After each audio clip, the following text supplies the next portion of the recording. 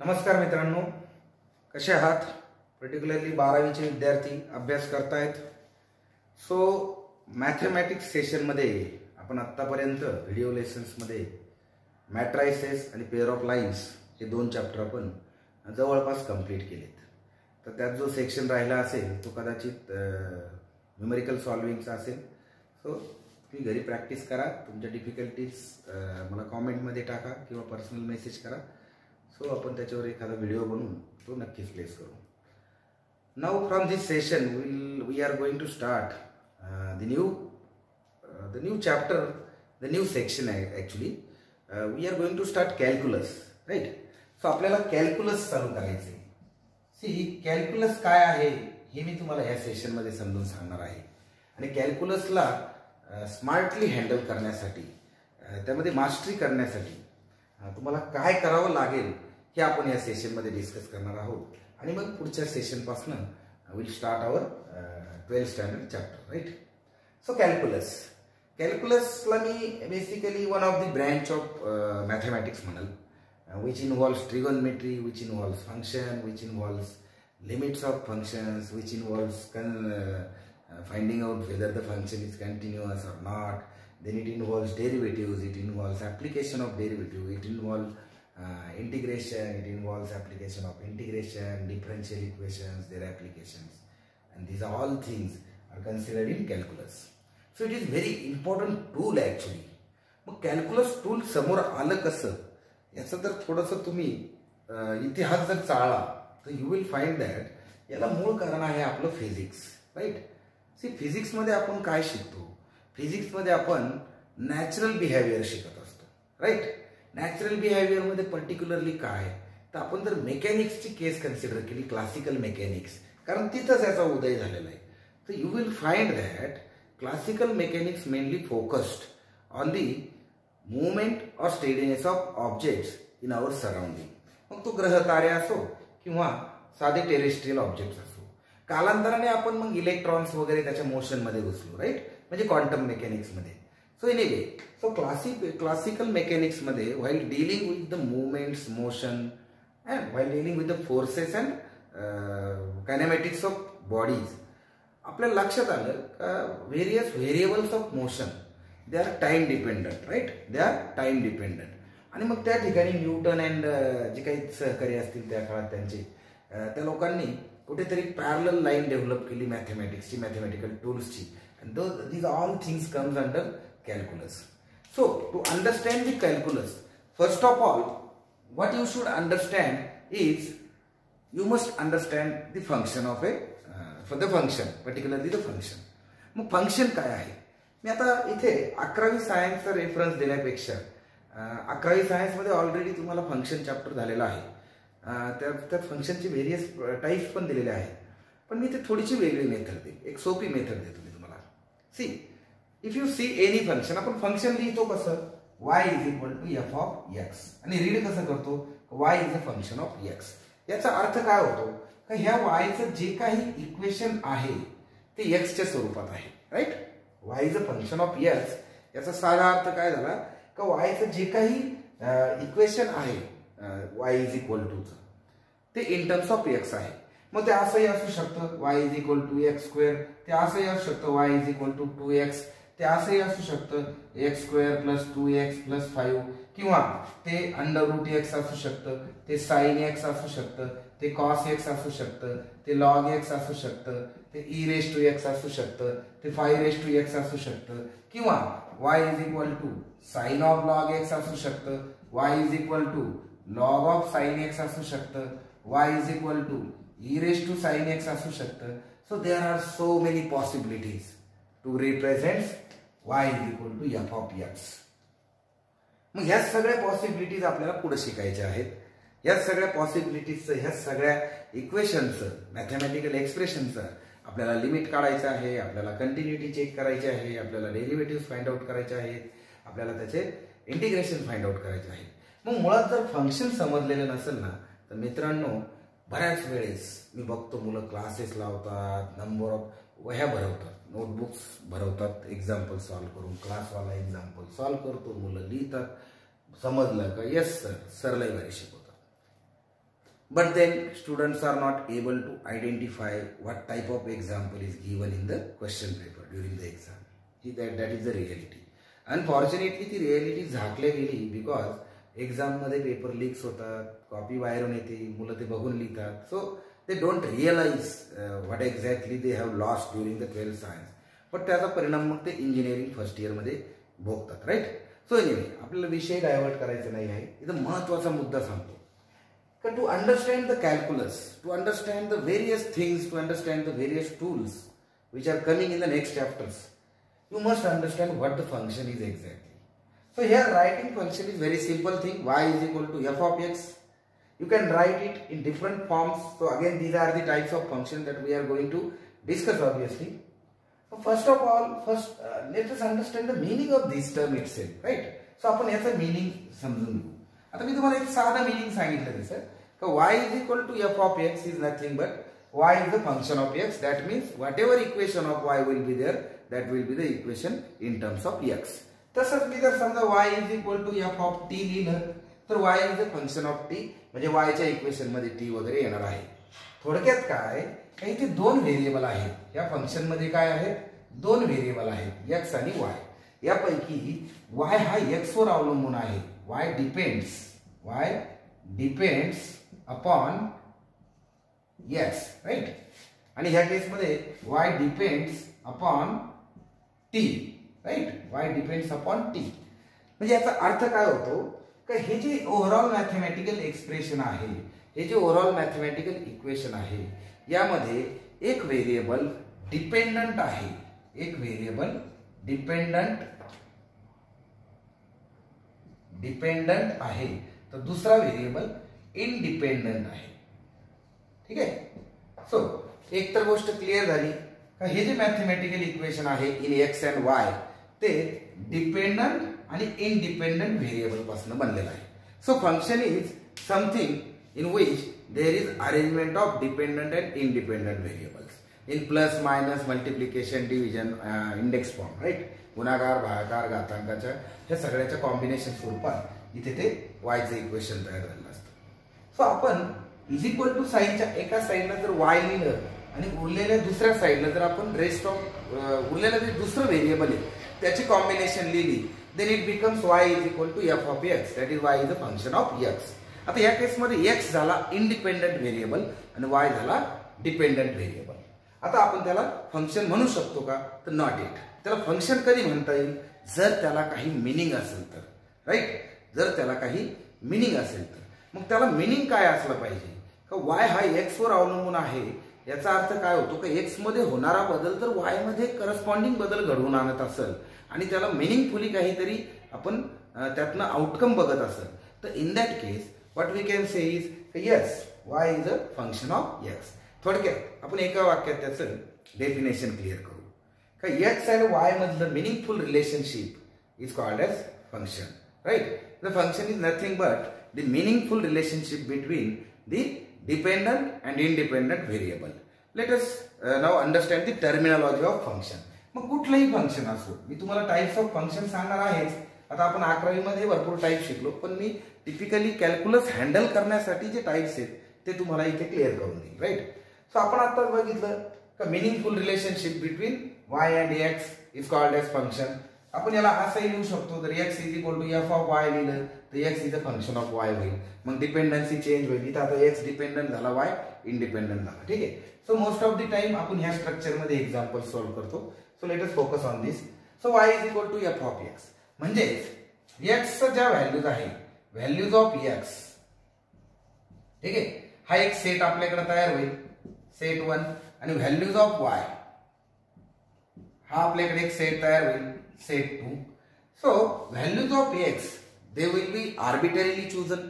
त्या आपण आपल्या मनाने कशाही घेऊ शकतो because it is independent, right? It can be 1 2 3 असं घेऊ शकतो. So most of the time it belongs to r, right? And for that values of x ज्या काही व्हॅल्यूज येतील y च्या, अगेन त्या जर r आल्या तर आपण त्याला रिअल व्हॅल्यूड फंक्शन म्हणतो. त्याला आपण काय म्हणतो? Real valued function. ठीक आहे. आता आपल्याला त्या टाइप मध्ये न जाता आपण x च्या व्हॅल्यू आपल्या मनाने सिलेक्ट करू शकतो because it is independent variable. आणि x च्या घेतलेल्या व्हॅल्यूसाठी वायच्या ज्या काही व्हॅल्यूज आलेल्या आहेत त्याला आपण काय म्हणायचं आणि एक्सच्या व्हॅल्यूला काय म्हणायचं, हा माझा मुद्दा आहे. सो व्हॅल्यूज ऑफ एक्स, तो जो सेट आहे पहिला त्याला म्हणायचं डोमेन ऑफ ए फंक्शन. याला काय म्हणायचं, domain of a function. And values of y which are obtain due to when we put values of x, तो जो सेट मिळेल त्याला म्हणायचं रेंज ऑफ ए फंक्शन. ठीक आहे, त्याला काय म्हणायचं, रेंज ऑफ ए फंक्शन. मग आता मित्रांनो, हा इथे मूळ मुद्दा आहे फंक्शनचा. फंक्शन म्हणजे काय, एक्स आणि वाय मधलं मिनिंगफुल रिलेशनशिप, त्याच्यातनं आपल्याला काहीतरी आउटकम मिळालं पाहिजे. समजा आपण त्याचा फिजिक्ससाठी वापर करतो तर त्याच्यातून फिजिक्सच समजलं पाहिजे. सम अदर थिंगसाठी वापर करतो तर ती थिंग तिथं क्लिअर झाली पाहिजे. Therefore it is meaningful relationship between x and Y. तर एक्स जर इंडिपेंडंट व्हेरिएबल आहे तर इंडिपेंडंट व्हेरिएबलच्या ज्या व्हॅल्यूज आहेत त्याला म्हणू आपण डोमेन ऑफ ए फंक्शन, आणि डिपेंडंट व्हेरिएबलच्या ज्या व्हॅल्यूज निघतील त्यातनं त्याला म्हणू आपण रेंज ऑफ फंक्शन. मग मित्रांनो, इथं आपल्याला प्रश्न पडतो, जसं मी एक्स बिलॉंग्स टू आर जर घेतलं, समजा मी सगळे रिअल नंबर ट्राय केले त्या फंक्शनमध्ये आणि मला प्रत्येक टाकलेल्या व्हॅल्यूला वायची व्हॅल्यू जर मिळत गेली तर what I can say about that function is काय, अरे यार this function is giving value for each and every value of x, so it is satisfied all the time. So what we can say in other way, म्हणजे मी जर त्याचा graph काढायचा प्रयत्न केला लाईक दिस, इथे एक्स घेतला इथे वाय घेतला, and if I am getting value of x, if I am getting value of y for every value of x, I will get any type of graph, like depending upon the definition of function. But there will not be a discontinuity in between. So I am talking about the continuity and discontinuity of function. जर x च्या प्रत्येक व्हॅल्यूला y ची value जर मिळते तर in that case that function is said to be a continuous function. And if we are not getting value of y for any of the value of x, then we can say in that case that function may be discontinuous. And one more thing, if that function has limit at that point at that particular value of x, so that is what is limit and continuity of a function. एखाद्या फंक्शनला limit असू शकते, दिलेल्या value x च्या व्हॅल्यूसाठी y ची value जर निघत नसेल समाव, देन इन दॅट केस आपल्याला त्या फंक्शनचं लिमिट सॉल्व्ह करावं लागतं, त्याची लिमिटिंग व्हॅल्यू मॅथमॅटिक्सचा उपयोग करून फाइंड आउट करावं लागते, फंक्शन रिडिफाईन करावं लागतं, अँड देन आपल्याला पुढच्या प्रॉब्लेम संग डील करावं लागतं. So this is very common in calculus. So understanding the function, understanding the types of function, then understanding its continuity and understanding its limit, then only you can understand its next concept, that is derivative, which is your first chapter in 12th science. So differentiation कडे जाण्यापूर्वी आपण आता फंक्शनचे काही महत्त्वाचे type शिकू ज्याचे derivative आपल्याला काढायचे. तर मित्रांनो, फंक्शनचे आपण टाइप बघितले की 1 to 1 फंक्शन आहे, ऑन टू फंक्शन आहे, म्हणजे इंजेक्टिव्ह फंक्शन, त्यानंतर दुसरे असतील तुमचे एक्सेसचं फंक्शन असेल, समजा ऑन टू फंक्शन असेल किंवा 1 to 1 फंक्शन असेल. सो आता हे थोडं कॉम्प्लिकेटेड वाटतं, सो लिव्ह इट, त्याला थोड्या वेळाकरता बाजूला ठेवा. Let us understand the function types of function on the basis of how it looks. Like for example, suppose y is equal to x raise to n आहे, म्हणजे इथं whatever combination is there will be there after this is equal to sign. ती जर x raised to n च्या स्वरूपात असेल, for example y is equal to x square plus 2x plus 3, आता हे क्वाड्रेटिक इक्वेशन आहे, किंवा y is equal to x cube plus x square plus something. So this is a polynomial in x with highest degree 3. So अशा प्रकारचं जे function आहे x raised to n च्या स्वरूपातलं, तर याला आपण म्हणतो अल्जेब्रिक फंक्शन. सो त्याला काय म्हणायचं, अल्जेब्रिक फंक्शन. म्हणजेच अल्जेब्रिक फंक्शन मध्ये तुम्हाला फक्त काय दिसेल, एक्स आणि एक्स चे पॉवर, राईट, दुसरं काही तिथे दिसणार नाही. सिमिलरली जर y is equal to e raise to x किंवा y is equal to a raise to x असं कॉम्बिनेशन असेल तर तुम्हाला x दिसतोय, पण तो x त्याच्या नॉर्मल पोझिशनला आहे का, नाही, तो कशाच्या तरी डोक्यावरती आहे. इथे e च्या डोक्यावरती आहे, इथे a च्या डोक्यावरती आहे. मग काहीतरी आपण डोक्यावरती लिहितो त्याला आपण मराठीत काय म्हणतो, घातांक, इंग्रजीत काय म्हणतो, इंडेक्स. सो ज्या केसमध्ये व्हेरिएबल, इंडिपेंडंट व्हेरिएबल हा इंडेक्स स्वरूपात आहे, पॉवर स्वरूपात आहे, त्या ठिकाणी त्याला आपण एक्सपोनेन्शियल फंक्शन म्हणतो. एक्सपोनेन्शियल फंक्शन, एक्सपोनंट म्हणजे काय, घातांक, index, right. So in that case this type of functions are called as exponential function. याला आपण अल्जेब्रिक म्हणलो, याला आपण एक्सपोनेन्शियल म्हणलो. आता पुढे समजा y is equal to log x आहे. Now x is there but it is in logarithmic term, right. तो कशात आहे, लॉगॅरिथम मध्ये. मग त्याला आपण काय म्हणू, समजा y is equal to log x. So x is there, but it is not directly after the is equal to sign. Something is again in between. कोणीतरी मध्ये आहे आणि ते काय आहे logarithm, right? Logarithm is again one of the part in the mathematics. That means याचा अर्थ काय होईल? जसं आपण पाहिलं x is y is equal to x raised to n लिहिला, y is equal to e raised to x or y is equal to a raised to x लिहिला, तर इथे अल्जेब्रिक आहे, इथे एक्सपोनेन्शियल आहे, इथे लॉगॅरिथमिक आहे. मग याच्यातनं काय घ्यायचं? ठीक आहे, दिसतंय तसे नावं दिले आपण. याला आपण अल्जेब्रिक म्हटलं, याला आपण एक्सपोनेन्शियल म्हटलं, याला आपण लॉगॅरिथमिक म्हटलं. अजून आपण काही प्रकार पाहू. समजा y is equal to sin x किंवा cos x tan x sec x up to sec x लास्टचं काय असेल समजा cosec x इथपर्यंत जर आपण गेलो सगळे ट्रिगोनोमेट्रिक फंक्शन घेतले तर याला आपण नाव देऊ ट्रिगोनोमेट्रिक फंक्शन. समजा y is equal to sin inverse x असेल, tan इनवर्स x असेल, cos इनवर्स x असेल, तर याला आपण म्हणू इनवर्स ट्रिगोनोमेट्रिक फंक्शन. सो जसं फंक्शन दिसतंय तशा प्रकारचे आपण नावं त्याला दिलीत. So what? मग याच्यात सगळं आहे तसंच आहे का काही बदल होईल? तर एक्झॅक्टली हे प्रत्येक एक वेगवेगळे सेक्शन आहे. याच्यासाठी आपण मॅथमॅटिक्स मध्ये शाळेमध्ये आपण अल्जेब्रिक एंटिटीज भरपूर शिकलेलो आहोत. लाईक आयडेंटिटीज आपण शिकलो, right from a plus B bracket square to a square plus B square, then a square minus B square, then a cube plus B cube, a cube minus B cube, a plus B plus C bracket square. So ह्या ज्या algebraic identities आहे ह्या सर्व आपल्याला जर माहिती असतील तर we can easily deal with the operations on this function, whether it is limit, whether it is derivative, whether it is continuative or any other calculus operation. Similarly, to solve the problems based on the exponential function, what we must know, what we must remember, what we must recall is nothing but the laws of indices, ज्याला आपण घातांकाचे नियम म्हणतो, right. So आपल्याला ते शाळेमध्ये 8वी 9वी 7वी 8वी 9वीच्या वर्गात आपण ते शिकलो असतो. तर तिथे लॉज ऑफ इंडायसेस आपल्याला माहिती पाहिजे, लॉज ऑफ इंडायसेस. ठीक आहे, आणि काय असेल ती related treatment with the index.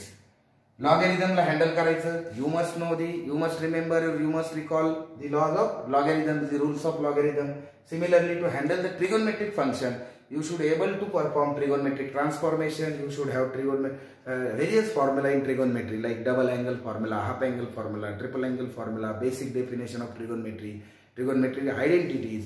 हे सगळं तुमच्या डोक्यामध्ये फिट पाहिजे. So that is what is a tool, right. म्हणजे कॅल्क्युलसची लढाई लढताना जर तुमच्याकडे हे टूल्स नसतील तर you will not own this war, right. Then inverse साठी you must have the formula from inverse section, जे तुम्हाला मॅथमॅटिक्स फर्स्ट मध्ये ट्रिगोनोमेट्रिक फंक्शनच्या शेवटच्या पार्ट मध्ये दिलेलं आहे.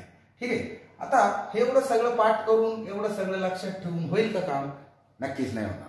मग आणखी काय वाक्य आहे की ह्या सगळ्यांच्या पुढे जाऊनही फंक्शनचे प्रकार पडतात. लाईक आता माझ्याकडे असं फंक्शन आलं which is combination of these all, right. Like माझ्याकडे x रेज टू n आहे प्लस लॉग x आहे प्लस साइन इनवर्स x आहे. मग आता इथे खिचडी तयार झाली. So I will call this function as a miscellaneous function. Now to solve this problem I'll have to use all the tools simultaneously. मग ती एबिलिटी आपल्यात पाहिजे की सगळे फॉर्म्युले आपल्याला आठवले पाहिजे to use here. So that is again skill point. But then extra thing required is when we deal with the functions like this, suppose y is equal to sin of let us say cos x or let us say y is equal to log x bracket square. ठीक आहे, आता या ठिकाणी आपण बघतोय का आपला जो x आहे because y is equal to F of X हे आपण जनरल लिहितो. y is equal to F of X हे आपल्याला माहिती आहे. आता इथे y is equal to F of X चा अर्थ काय होतो का x is equal to sine नंतर लगेच दिसणार आहे. आता आपल्याला तो इथे इज इक्वल टू साइन नंतर साइन एक्स दिसला, लॉग एक्स दिसला, ई रेज टू एक्स दिसला, म्हणजे त्याला आपण एक बेसिक स्वरूप दिलं, त्याला एक फंक्शनचं नावच देऊन टाकलं, एक स्पेशल आयडेंटिटी त्याला दिली आपण. But here x is again again in attachment with something. Like इथे तो साइन बरोबर नाहीये. साइन बरोबर जर इमिडिएटली बघितलं तर कॉस आहे आणि then it is with cos. मग आता हे कसं आहे? किंवा इथे जर बघितलं तर लॉग एक्स आणि त्याचा ब्रॅकेटचा स्क्वेअर आहे. किंवा आणखी आपण फंक्शन लिहू शकतो y is equal to square root of let us say cos of again log X. मग आता इथे काय म्हणावं? इथे स्क्वेअर रूट आहे, स्क्वेअर रूट मध्ये कॉस आहे, कॉस मध्ये लॉग आहे, मग एक्स आहे. म्हणजे y हा x शी डायरेक्टली रिलेटेड तसं पाहिलं तर नाहीये. आपण इतर डेफिनेशन स्टँडर्ड डेफिनेशन प्रमाणे बघितलं तर. मग in such a case where in the x is in not direct attachment with the cross with the y, rather it is composed, it is inside something, तर त्याला आपण म्हणू शकतो composite function. So in such a case such a function is called as composite function. Simple example सांगतो. साधी पोळी. साधी पोळीमध्ये आपण काय करतो, सिंपल गव्हाचं जे पीठ आहे त्याच्यापासून आपण साधी पोळी बनवतो. आता त्या साध्या पोळीच्या आतमध्ये जर आपण इतर काही मसाला भरला, then it becomes something different thing, right, some different thing. It is no longer remain chapati और समथिंग लाईक दॅट. मग त्याला आपण काय म्हणतो, लाईक आपण त्याच्या आतमध्ये पुरण जर भरलं तर ती पुरणाची पोळी भरते. त्यात आपण जर बटाट्याची भाजी भरली तर तो आलू परोठा होतो. त्यात आपण कोबीची भाजी भरली तर तो गोबी पराठा समथिंग लाईक तसं होतं. म्हणजे थोडक्यात कंपोजिट शब्दाचा अर्थ समजून घ्या. जे आपण सिमेंट कॉन्क्रीट हा शब्द ऐकलेला आहे, राईट. सो आपण कॉन्क्रीटचे कॉलम्स आणि बीम्स बनवतो व्हाईल कन्स्ट्रक्टिंग द हाऊस. मग ते कॉन्क्रीटला आपण कंपोजिट स्ट्रक्चर म्हणतो. म्हणजे काय, त्यामध्ये सिमेंट व्यतिरिक्त खडी, लोखंड वगैरे सगळं असतं, राईट. सो कंपोजिट फंक्शन हा तसाच प्रकार आहे. फंक्शनमध्ये वाय हा डायरेक्टली एक्सला अटॅच नसून तो एक्स कुठेतरी दुसरीकडे घेतलेला आहे. लाईक वाय हा सपोज वाय हा सम अदर व्हेरिएबलला अटॅच आहे. वाय हा यू ला अटॅच आहे, यू हा एक्स ला अटॅच आहे. किंवा वाय हा यू ला अटॅच आहे, यू डब्ल्यू ला अटॅच आहे, डब्ल्यू एक्स ला अटॅच आहे. सो असे जे कॉम्बिनेशन्स आहेत ते कॉम्बिनेशन आपल्याला कंपोजिट फंक्शन मध्ये बघायला भेटतील. And if you are successful to break this combination with the laws of calculus, then you will easily solve the problems of calculus, right? So this is about the functions, their types and what is required to deal with the function. थोडक्यात आता आपण derivative चॅप्टरला सुरू करणार आहोत. So derivative chapter जर solve करायचा असेल तर आपल्याला फंक्शनचे टाईप कळाले पाहिजे. बरं ठीक आहे, फंक्शनचे टाईप्स कळाल्यानंतर आपण करस्पॉन्डिंग डेरिव्हेटिव्हचा फॉर्म्युला वापरणार आहे. पण to carry out the transformation आपल्याकडे बेसिकमध्ये हे जे काही शाळेत आपण शिकलेलो आहे हे फॉर्म्युले आपले पाठ पाहिजेत. तर एक नॉर्मल कॅन्डिडेट जो आहे, जो रोज अभ्यास करतो, सिन्सिअरली अभ्यासक्रमाकडे बघतो, त्याचं ते पाठ असतं. पण काही कॅन्डिडेट करिअर प्लॅनिंग करून ठेवतात पण त्यासाठी अभ्यास करत नाही. So concentrate here. So this is one thing. Now let us move towards the derivative. See मगाशी मी तुम्हाला एक गोष्ट सांगितली का, फंक्शनचा जो इंडिपेंडंट व्हेरिएबल आहे म्हणजे जो एक्स आहे त्या एक्सच्या व्हॅल्यूवर आपण वायच्या व्हॅल्यूज काढत असतो, राईट. एक्सच्या वेगवेगळ्या व्हॅल्यूज जर आपण वायच्या वेगवेगळ्या व्हॅल्यूज ऑब्टेन करतो. तर एक्सच्या ज्या व्हॅल्यूचा सेट आहे त्याला म्हणतो आपण डोमेन. वायच्या ज्या व्हॅल्यूचा सेट आहे त्याला म्हणतो आपण रेंज. सो कधी कधी काय होतं का डोमेनमध्ये असा एखादा पॉईंट असतो जिथे रेंजमध्ये किंवा वायचा आपल्याला व्हॅल्यू भेटत नाही. मग तो जो एक्सची व्हॅल्यू असते त्याला आपण त्या फंक्शनचं लिमिट म्हणतो. And then we try to find out limit of a function. मग here exactly we come across the derivative of a function, right. So derivative term समजून घेण्यासाठी आपण एक साधं उदाहरण घेऊ जे तुमच्या पुस्तकात देखील दिलेलं आहे. डेरिव्हेटिव्ह म्हणजे काय, rate of change of something with respect to something, right. म्हणजे थोडक्यात काय का जर Y is equal to F of x आहे तर आपण त्याचा डेरिव्हेटिव्ह लिहितो dy by dx is equal to F dash X. This is the style of writing. मग आपण इथे ह्या साईडला dy बाय dx लिहिलं म्हणजे याची आपण जशीची तशी डेफिनेशन जर बघितली तर ती काय होईल, change in Y divided by change in x. पण मग हा चेंज कसा असला पाहिजे हा महत्वाचा भाग आहे. वाचताना आपण कसं वाचतो, derivative of Y with respect to X. But then understand the real definition. See change in Y divided by change in X याचा अर्थ काय होतो का incremental or decremental change in y divided by incremental change in x, like delta y divided by delta x for over the limiting value, and that is what is called as derivative, right. म्हणजे it is change in dependent variable by a very small amount to the corresponding change in independent variable by the small amount, that is called as derivative, right. ही झाली त्याची simple definition. आता example वरून समजून घ्या. से आपण एका particular समजा आपण नगरहून पुण्याला निघालो. नगरहून पुण्याला जाण्यासाठी आपण समजा 2 तास घेतले. मग आपण फायनली पुण्यात पोहोचल्यानंतर समजा आपण 2 तासात पुण्याला पोहोचलो तर आपण काय करतो, समजा नगर ते पुन्हा 150 किलोमीटर अंतर आहे, भागिले 2 तास, आपण म्हणतो आपण 75 किलोमीटर पर आवर च्या स्पीडने, च्या वेगाने, वेलॉसिटीने आपण पुण्याला आलो.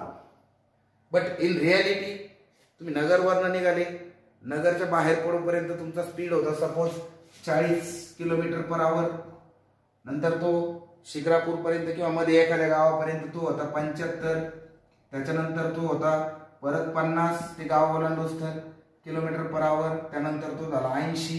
म्हणजे प्रत्येक ठिकाणी तो बदलत गेला.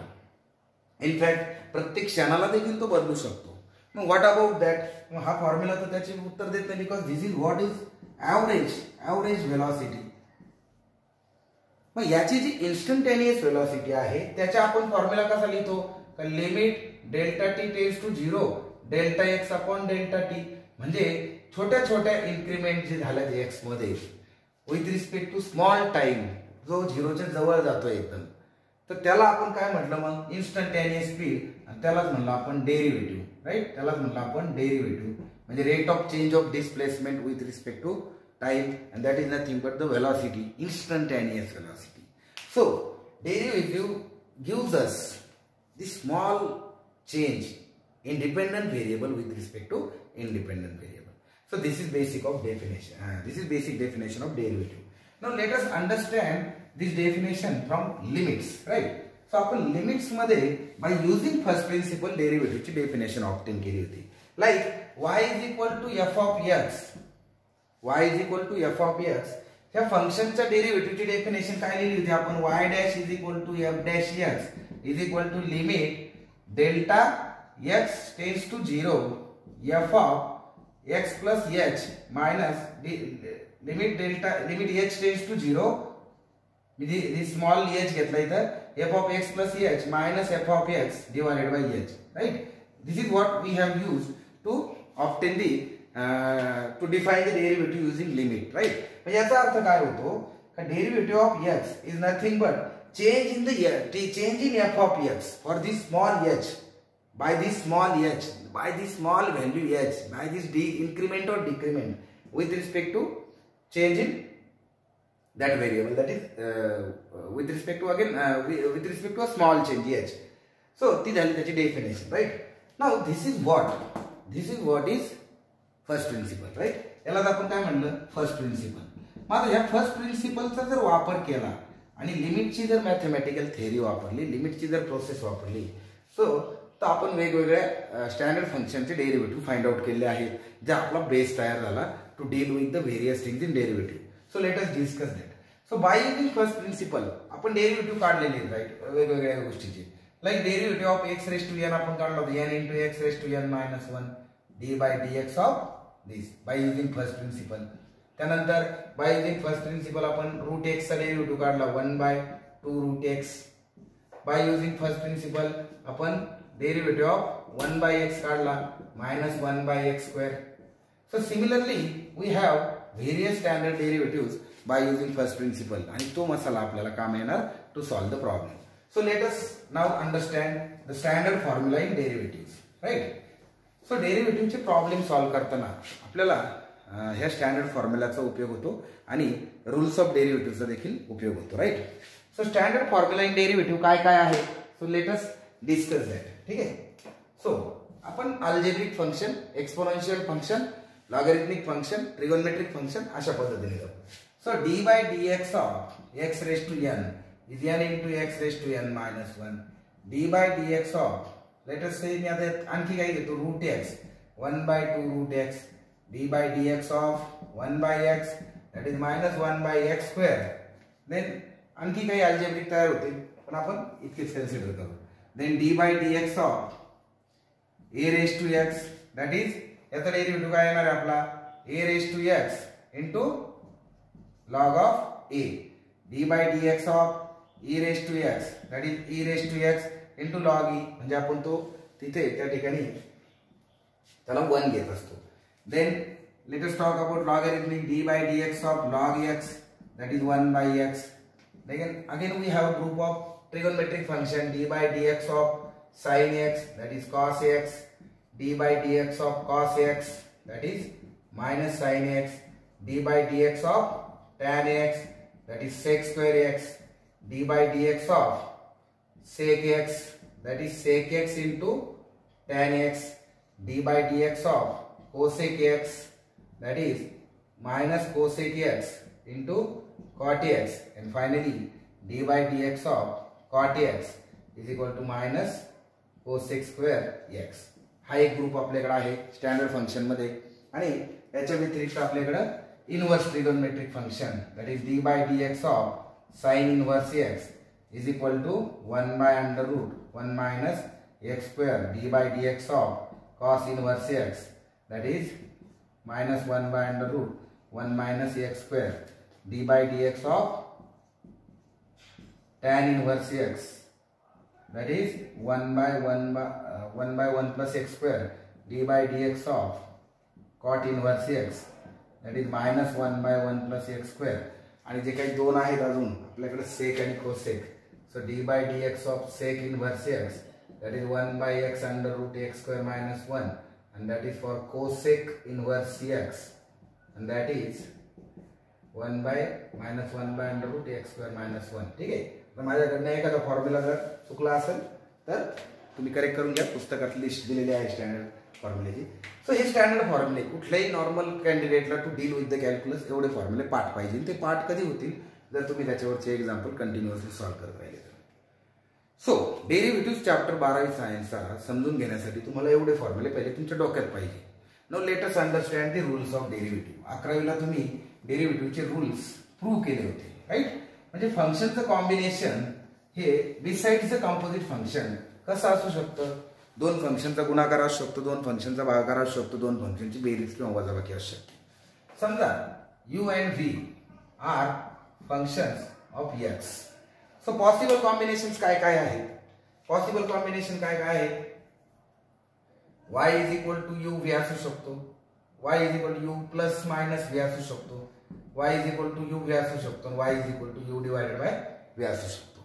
सो या तीन केसेस आहे. So will have 3 rules. पहिला rule, if it is y is equal to u plus minus v, then derivative of y with respect to x is du by dx plus minus dv by dx. This is your rule number 1.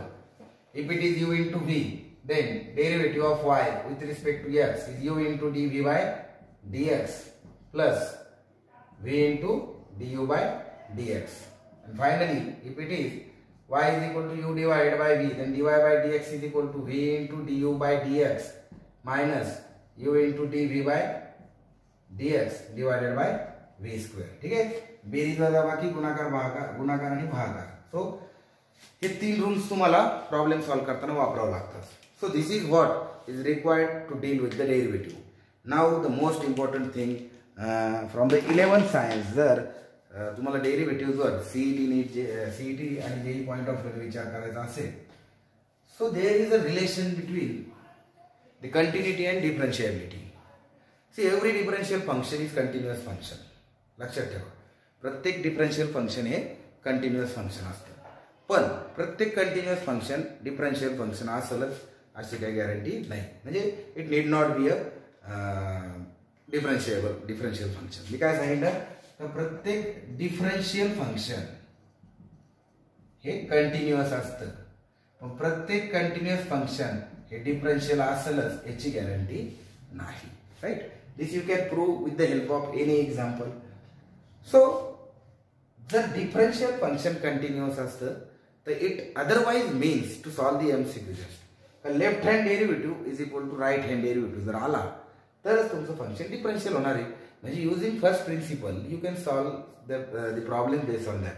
So मी त्याच्यासाठी separate section consider करेल. ह्या सेक्शनमध्ये I am focusing on MST CET and particularly the chapter differentiation of 12th standard. So from next lecture will start differentiation. जो काही base आहे तो आपण इथे तयार केला. We have now formula of various derivative, standard derivative and the rules of differentiation. So in next lecture we'll discuss topic wise what is given in the chapter. ठीक है, thank you.